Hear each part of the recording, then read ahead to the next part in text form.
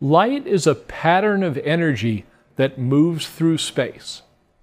Anytime a charged particle accelerates, it gives off light. How does that work? I'm going to use one of the famous FET applets from the University of Colorado to demonstrate how light moves through space. So here's an electron in an atom. And if I move the electron, if I accelerate it, it generates energy that travels through space at the speed of light. All of the light that you've ever seen comes from electrons moving in atoms. Now, if you look closely at atoms, the electrons go round and round in what we call orbitals. And so the acceleration of the electrons is in a very regular pattern. You could say they oscillate. So let's see what happens when we do that.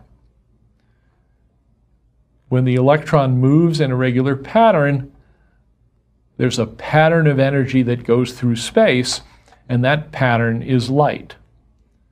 The distance over which the pattern repeats is what we call the wavelength of light. Now I can change the wavelength and I can change the frequency. If the electron moves faster,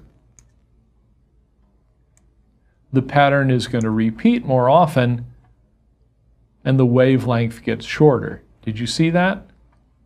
So a high frequency corresponds to a short wavelength and a low frequency corresponds to a long wavelength.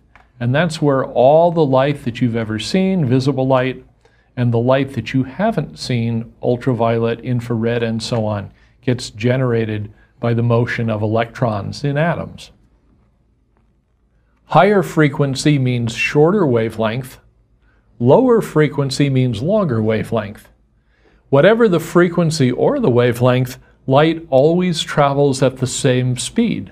Visible light, infrared light, ultraviolet light, X-rays, all travel at the speed of light.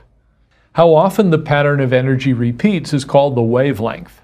We perceive different wavelengths as different colors. Short waves look blue to our eyes, long waves look red. Some waves you can't see, ultraviolet or infrared light, for instance.